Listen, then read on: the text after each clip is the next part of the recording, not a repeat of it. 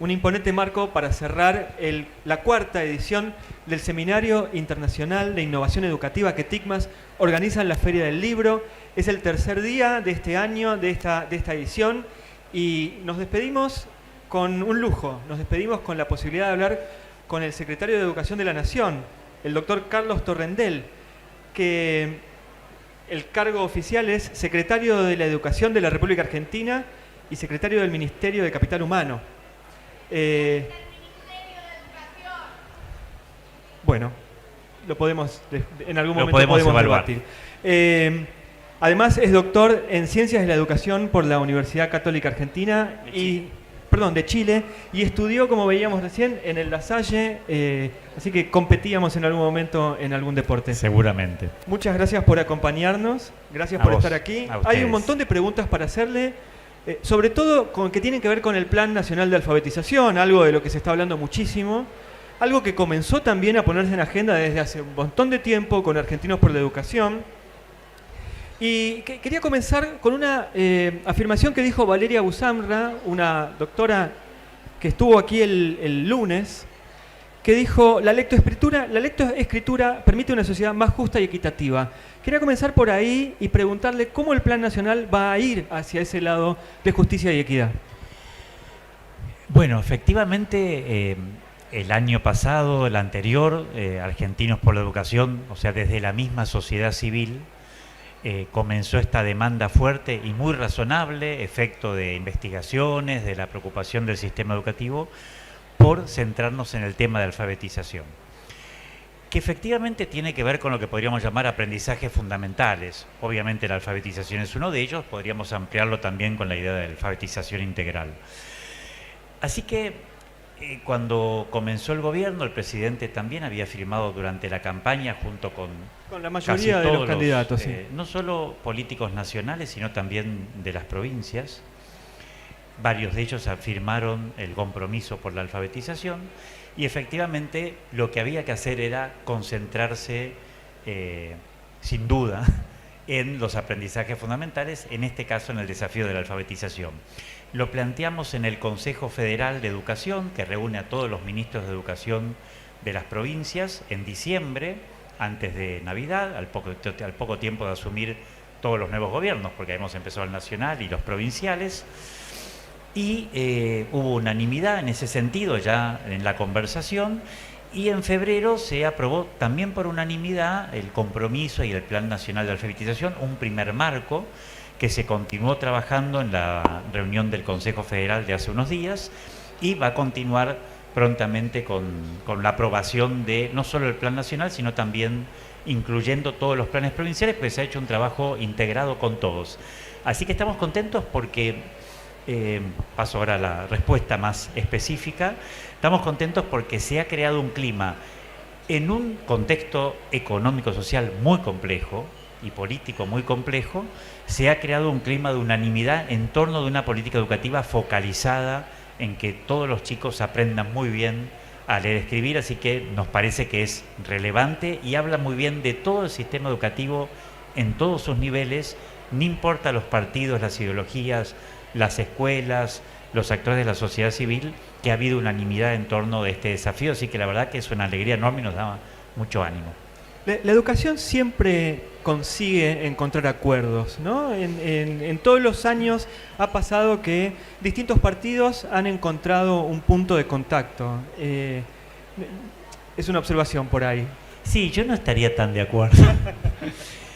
Porque me parece que el secreto para eso que vos decís, que no lo descarto, sino todo lo contrario, consiste en más bien encontrar focos que nos unan y no que nos dividan, porque siempre puede haber en educación, cuando lo cruzamos con temas muy debatidos, o a veces pretendemos desde el Estado o desde ciertos sectores de la sociedad civil hegemonizar o homogeneizar la educación, lo que tenemos que tratar es al revés, de crear políticas educativas que se concentren en focos que sean demandas efectivas y necesidades reales de la sociedad, como este tema, y al mismo tiempo que de alguna manera nos unan desde distintas perspectivas plurales y a su vez nos lleven a poder desplegar ese foco a través de diversas metodologías o formas de realizarlo.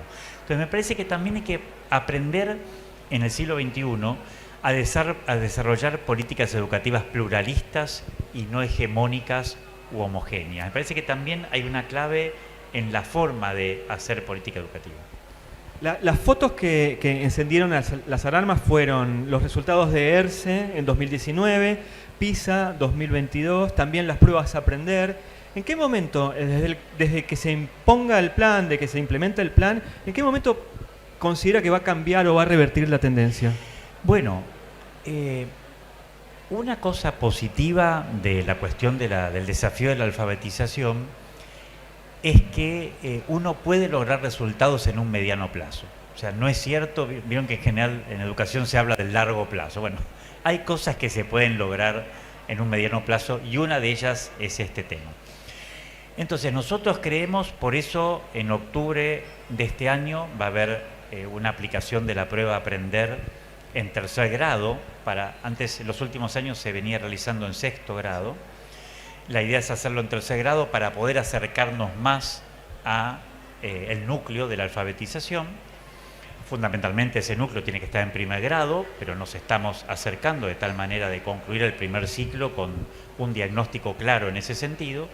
Y en 2 años volver a aplicar la prueba Aprender y ver si ya tenemos mejora. Nosotros creemos que si las provincias, porque obviamente la política educativa es nacional, pero a su vez es federal, por lo tanto nosotros vamos a apoyar a las provincias y tratar de fortalecerlas sobre la base de lo que ellas necesiten y en articulación con todo el Consejo Federal, pero nosotros creemos que si hacemos las cosas bien es posible tener mejoras de acá, digamos estamos en el 2024, de acá al 2026 tendríamos que poder mostrar algunos resultados. Es medio arriesgado tal vez que lo diga, pero prefiero arriesgarme y en todo caso que nos evalúen y que la sociedad nos observe, pero ponernos una meta de mejora, que yo ya no puedo pronosticar cuál puede ser, pero que tendría que ser factible de realizar. El plan apunta sobre todo a tercer grado, pero está planteado en 2 partes. Está por un lado trabajando cómo abordar la alfabetización y la fluidez de los chicos de tercero, pero también cómo recuperar los contenidos y los aprendizajes de los chicos de cursos superiores. ¿Cómo va a ser esa parte? En realidad, la evaluación se aplica en tercer grado, sí, claro, pero es todo el primer ciclo que está en juego, fundamentalmente primero y segundo grado. Sí, sí. O año, depende cómo se llame en cada provincia. A lo que voy es que el plan tiene como 2 partes, hasta tercer grado, bueno, o el primer ciclo de GB y luego uno que va para los superiores. Porque nosotros tenemos algo que a mí me pareció yo no soy un especialista en alfabetización, así que uno va aprendiendo al calor de ir diseñando estas políticas. Hay 5 momentos claves para la alfabetización que sería bueno que todos converjamos los distintos actores en cómo actuar sobre todos esos momentos. El primer momento es lo que se llama alfabetización familiar. Nosotros tenemos nuestra primera alfabetización, obviamente, en la casa, en nuestra tribu pequeña de alrededores, etc. Entonces ya ahí hay un punto de inicio donde se genera una desigualdad, porque lógicamente la alfabetización familiar no es para todos igual. Luego viene lo que se llama la alfabetización temprana, que es ese primer momento de la educación inicial, 2, 3, 4 años, por ponerle una edad, en donde los chicos también pueden ser estimulados desde los jardines de infantes, desde el ciclo maternal y la primera parte del jardín de infantes, para que efectivamente tengan ya elementos que convergen hacia la alfabetización. A partir de 5 años, 6 años, 7, obviamente de 5, pero sobre todo centrados en 6 años, está lo que se llama la alfabetización, dije temprana, inicial, que ese es el foco. Nosotros vamos a trabajar ahí. Y ya para irte respondiendo, luego viene en el segundo ciclo de la primaria, y si querés parte del primer ciclo de la educación secundaria, lo que algunos llaman la alfabetización avanzada, y finalmente, hacia el final del secundario, la alfabetización académica y para el mundo del trabajo. Esos 5 momentos tienen que ser articulados y acompañados, porque efectivamente lo que sucede es que esos 5 momentos son una situación ideal, pero lógicamente lo que estamos viendo en muchas escuelas secundarias, a mí me lo explicaron en detalle, es que los profesores de lengua y literatura formados para el secundario, que no están preparados para enseñar a alfabetizar, porque la alfabetización inicial se aprende fundamentalmente en el primario, también en el nivel inicial, para los profesores de nivel inicial, pero sí, fundamentalmente en el primario, tienen que ahora ponerse a aprender a cómo enseñar a alfabetizar. No sé si me explico lo que estamos hablando. Sí, hay que hacer formación docente. Exactamente. Entonces, en esa línea es absolutamente central que el contenido transversal sea la alfabetización. O sea, esto es una prioridad no dirigida solo al primer ciclo del nivel primario. Esta tiene que ser una prioridad nuestra como sociedad y como todo el sistema educativo del mundo del trabajo. Por lo tanto, lo que tenemos que hacer es, también remedialmente, pero no solo, porque las otras fases continúan, tenemos que generar metodologías, paradigmas, etcétera, y formación docente continua para que todos los profesores, todos los maestros y profesores estén mirando, mientras observan los contenidos que tienen que enseñar, estén simultáneamente mirando los temas de lectoescritura y comprensión lectora. Ese tiene que ser un transversal de todo el sistema educativo. Por eso lo bueno de esto, perdón que tal vez alargo, es que esto no es, por ejemplo, alfabetización o mundo del trabajo. Esto es al revés, es una integración de todo. Vamos a lograr integrar, por ejemplo, la capacitación laboral siempre y cuando nosotros lo hagamos simultáneamente con la alfabetización, porque además si no va a fallar también la capacitación o la formación profesional. Tenemos que convertir la alfabetización, entendiéndola en todos sus niveles, como un transversal de la educación. Me parece que eso entusiasma mucho. Ya lo voy a llevar por ese lado. Me quedo con una pregunta más del Plan Nacional y después podemos abrir a todo este sector. En una de las primeras respuestas decía que los secretarios o ministros de las provincias firmaron un compromiso por el Plan Nacional de Alfabetización. Cada provincia además tiene su propio plan provincial. En el último Consejo Federal que se hizo ahora el 29 de abril, hace una semana, llegó un cuarto intermedio por problemas de financiación. ¿Cuándo espera que se destrabe esto y cuándo espera que se implemente el plan? No, nuestra idea es, la próxima reunión, creo que la estaremos convocando, quedamos en un cuarto intermedio para fines de mayo, o sea que no es la idea alargada de proceso.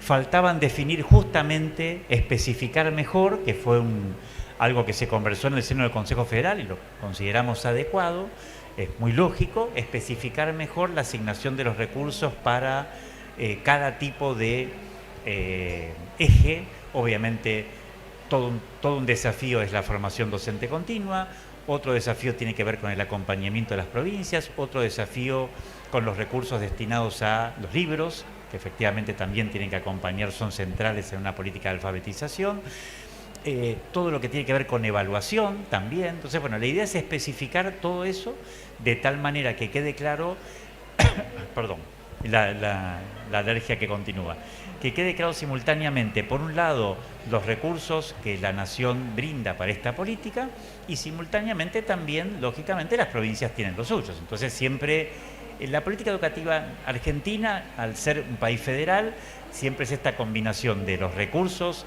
provinciales, que en educación básica son fundamentales, porque según nuestra Constitución Nacional, fundamentalmente las provincias se encargan de lo que podríamos llamar educación básica, por más que lo superior excede un poco ese término, y la Nación Argentina fundamentalmente financia directamente y supervisa el sistema universitario. Entonces, obviamente, los protagonistas centrales son las provincias, pero la Nación, lógicamente, en un país federal, tiene el deber de acompañar, fortalecer, coordinar, articular. Pero siempre hecho en un trabajo en equipo. Por eso insisto mucho en la imagen, que a mí me parece muy potente, que el Consejo Federal de Educación tiene que ser una comunidad de aprendizaje para las políticas educativas y también para precisamente esta cuestión de la alfabetización. Así que me parece que en un momento complejo hay motivos para tener alegría y esperanza y optimismo en términos de que estamos pudiendo focalizarnos y de esa manera poder avanzar. Mencionó varias veces la formación docente. ¿Cómo ve la formación docente hoy? ¿Hacia dónde debería ir? ¿Cómo ve a los docentes en la actualidad? Mira, yo suelo decir algo que tal vez a alguno le disgusta porque está lejos del lugar común, pero lo digo primero y luego lo explico. Yo creo de verdad, y no es una frase hecha, porque es fruto de lecturas, de investigaciones y y las miles de reuniones o cientos de reuniones que uno tiene con docentes y directivos. Y acaba la frase para discutir, que los docentes argentinos somos mejores que los resultados que logramos de aprendizaje. Parece contradictorio. Y yo creo que es así porque el problema del sistema educativo argentino no son los docentes son la solución. El problema del sistema educativo argentino tiene que ver con nuestras políticas educativas y nuestra institucionalidad.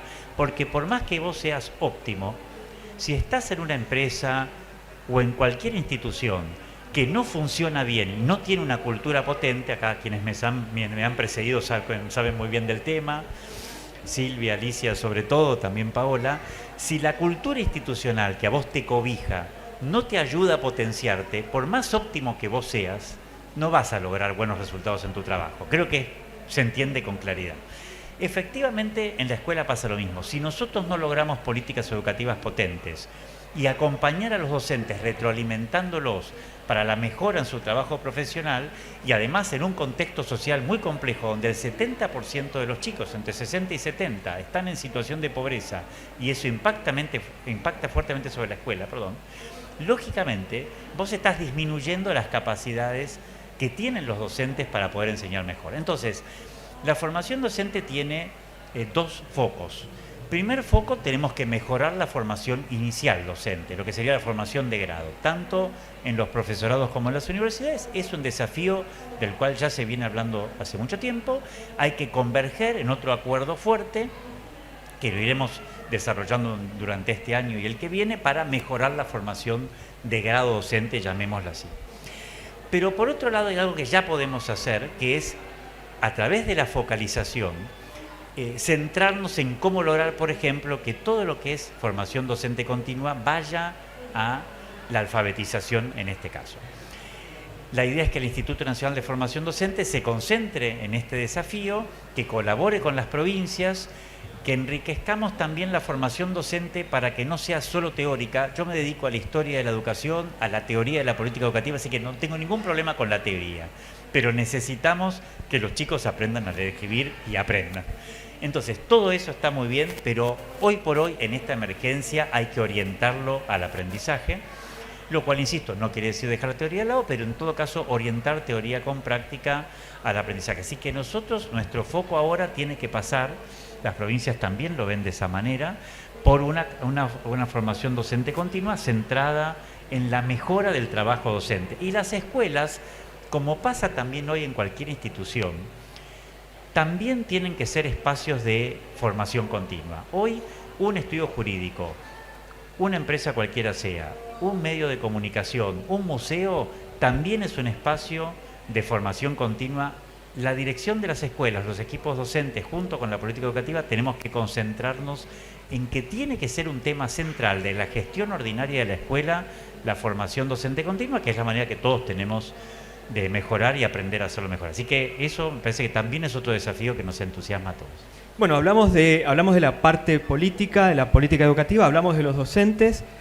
Mencionaba recién al panel en el que estuvieron Paola del Bosco, Silvia. Voy a traer justamente una frase de Paola del Bosco, pero ahí se habló mucho sobre educación y Paola del Bosco dijo: la educación es un derecho y tenemos que garantizar ese derecho, también evitando el abandono de los estudiantes. Ahí también hay un punto clave de dolor. ¿Cómo se va a trabajar en eso? Claro, pero fíjate que ahí hay dos respuestas para tu pregunta. Hay una respuesta que es la que solemos, creo, invisibilizar, que es que el abandono es el efecto de los malos aprendizajes previos que no se consolidaron.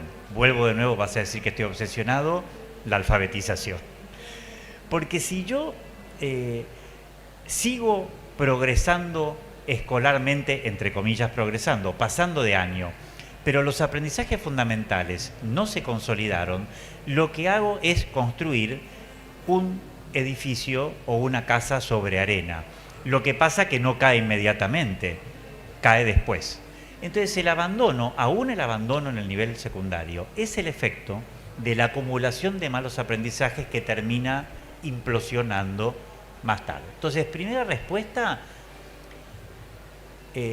vamos a lo fundamental. Lo fundamental es la lectocomprensión, la lectura, la escritura, la comprensión, y eso me habilita todos los demás aprendizajes o me los deshabilita. Entonces, el abandono primero lo vamos a poder solucionar no solo con lo remedial posterior, sino que lo vamos a poder solucionar si nos enfocamos en la alfabetización inicial y si luego remedialmente seguimos actuando. Y después hay un desafío que es grande. No tengo una respuesta para darte taxativa ahora, también todo esto lo tenemos que seguir conversando con las provincias. ¿Qué pasa sobre todo en el nivel secundario, que es donde el abandono aparece con más fuerza? Habría que repensar la palabra abandono también, porque a veces no es abandono, porque el abandono pone la responsabilidad sobre el sujeto, que parece que se va. Tal vez lo estamos excluyendo. Claro. Entonces, se usan esas palabras comunes, pero en realidad antes era peor, se usaba deserción, como si uno estuviera en el ejército y hubiera desertado de la milicia. Bueno, más allá de que a veces es difícil encontrar esas palabras porque tienen su historia, también el problema es el modelo de educación secundaria. A veces, y ahí me sale un poco el historiador, nosotros no nos tenemos que olvidar que la educación secundaria, algunos se va a sorprender, es un invento de la Edad Media. La educación secundaria era la Facultad de Artes en la Universidad de París.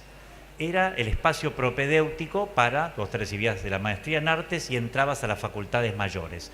O sea, el modelo de educación secundaria tiene 1000 años, más o menos, 900, y estaba pensado como propedéutico para la universidad. Así duró siglos. Finalmente, a partir del siglo XIX, aparecen los secundarios orientados al mundo del trabajo. El primero de ellos no se lo suele explicar así, pero ahí me gusta señalarlo, el maestro normal nacional. ¿Qué es un maestro normal nacional? Alguien que estaba preparado para un oficio en aquella época, que era a los 18, 19 años salir a trabajar en la escuela primaria. Exactamente, magisterio. Exactamente, o sea que esa era una salida laboral. Entonces, eso siguió con esas aperturas, la escuela industrial, comercial, etcétera, y recién hace nosotros, ni 20 años, dijimos que el secundario es universal. Estamos frente a un cambio de 1000 años. No sé si me explico, hay que ponerlo en contexto en este sentido. Eso nos dice que no va a ser fácil desarrollar un secundario inclusivo en el sentido de para todos. Lógicamente, en un contexto complejo de la Argentina, más difícil aún, y también en un contexto donde nos cuesta cambiar la modalidad de ejercicio del aprendizaje, sobre todo en el nivel medio. Está por aquí el profesor Fontán, no lo veo, o está por aquí recién. Estaba por aquí, sí. Bueno, creo que va a hablar luego, o ya habló. Ya habló hoy. Ya habló. Bueno, ahí tenés un modelo interesante. A mí me parece que nosotros tenemos que trabajar hacia un cambio. Hay muchas experiencias que están emergiendo en la sociedad, en las escuelas privadas y estatales, de cambio en la educación secundaria, y creo que ahí vamos a tener que hacer un esfuerzo por convertir esos aprendizajes en política educativa. La nueva política educativa es una política educativa que tiene que emerger desde las experiencias positivas de las provincias y de las escuelas, y eso poder escalarlo.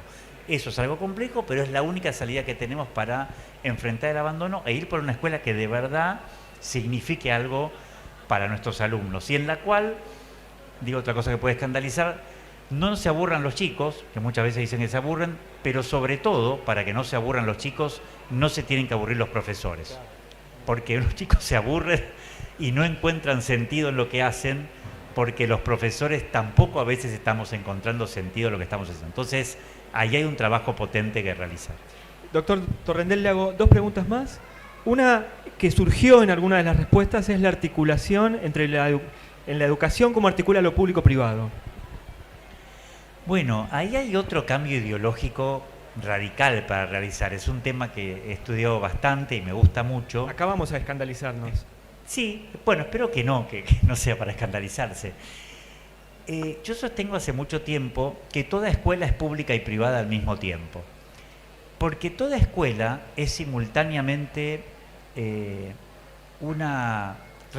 toda escuela tiene que integrarte a la sociedad, te vincula con el bien común, te llama a aprender aquello que la sociedad necesita y que vos necesitás para poder integrarte en ella. Por lo tanto, toda escuela tiene una dimensión pública, si no identificamos público con estatal, cosa que no hay que hacer, aunque algunos lo pueden hacer. La educación en la Argentina es pública, bueno, eso está claro. Pero no solo, conceptual y filosóficamente, lo público no es solo lo estatal. De hecho, en otros ámbitos hablamos de servicios públicos que están desplegados por el sector privado, así que no siempre lo público es estatal. Pero a su vez, una escuela estatal o privada siempre tiene su particularidad. No existe la identidad de la escuela pública, por más que escandalice, como algo unívoco, hegemónico e idéntico. Existen escuelas que denominamos públicas, si querés, identifico pública con estatal, que es la tradición argentina, solamente por la denominación. Existen las escuelas privadas, pero toda escuela tiene una historia particular. No existe la escuela que represente genéricamente a la Argentina. La escuela pública en Jujuy, estatal, en Jujuy, en Salta, en Buenos Aires, ¿son iguales todas? ¿No tienen su historia particular? Toda escuela es pública y tiene su historia particular privada, pertenece a esa comunidad, tiene su identidad. Entonces, no existe la división para mí verdaderamente entre escuelas públicas y privadas. De hecho, hay muchas escuelas estatales que tienen a veces más en común de identidad con muchas escuelas privadas que con otras escuelas estatales y viceversa. Entonces, sí es cierto que hay gestiones distintas. Entonces, primera precisión, para mí la división público-privado es una división muy negativa que lo único que ha hecho es tabicar nuestro sistema educativo. Pero además, también en la Argentina hay una propensión ideológica de distintas raíces, porque la división tajante entre lo público y privado es un invento liberal, no es un invento marxista, paradójicamente. Es un invento liberal del siglo XIX que continuó esa división tajante entre lo público y privado que se construyó al calor del liberalismo del siglo XIX. También sucede que esa división impacta en tenerle temor, por ejemplo, a las organizaciones de la sociedad civil, al mundo del trabajo, al mercado, y parece que hay una división entre el sistema educativo que tiene que estar protegido de la oscuridad del mercado y del mundo del trabajo, y a su vez el sector privado que tiene que estar como también medio alejado, porque, bueno, todo eso lo tenemos que romper. Por supuesto que esas paredes hay que romperlas en un buen sentido. La interrelación público-privado o escuela-sociedad civil, me atrevería a decir mejor, no tiene que ser el efecto de una invasión indebida de la sociedad civil que le quite a la escuela el lugar que corresponde. O sea, el sector privado o la sociedad civil tiene que colaborar con la escuela, sí, pero la escuela tiene que ser educación integral.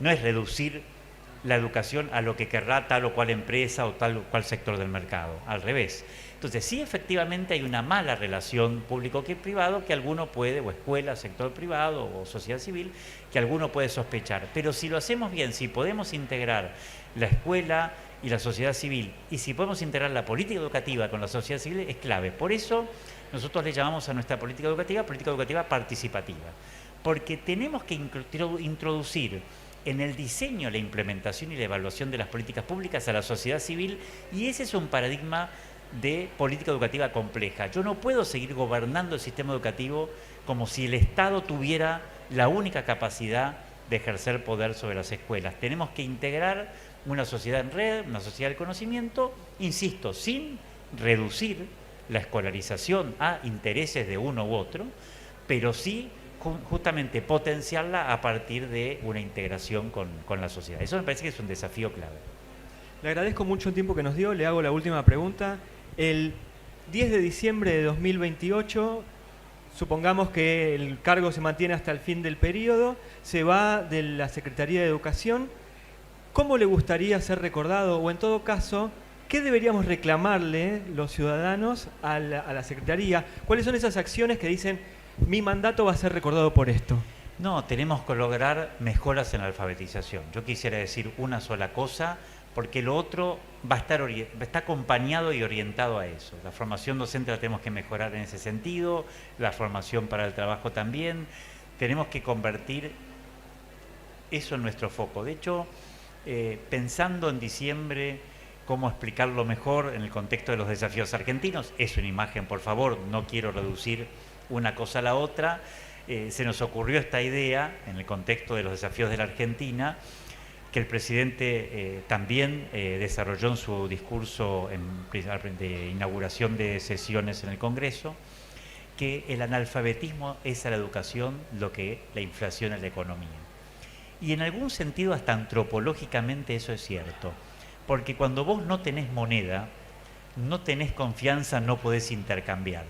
Cuando no estás alfabetizado, vos no tenés códigos para integrarte a la sociedad, generar confianza y, y vivir comunicado con el resto. Entonces, en definitiva, me parece que nosotros tenemos que centrarnos ahí. Por supuesto, esto no deja de lado una formación integral, pero la formación integral solo es posible si nosotros le brindamos a los chicos un gran acceso a la lectoescritura, a la comprensión lectora, etcétera, y eso efectivamente va a cambiar su vida entera y es el foco central. Así que yo creo que tenemos que ser evaluados por eso.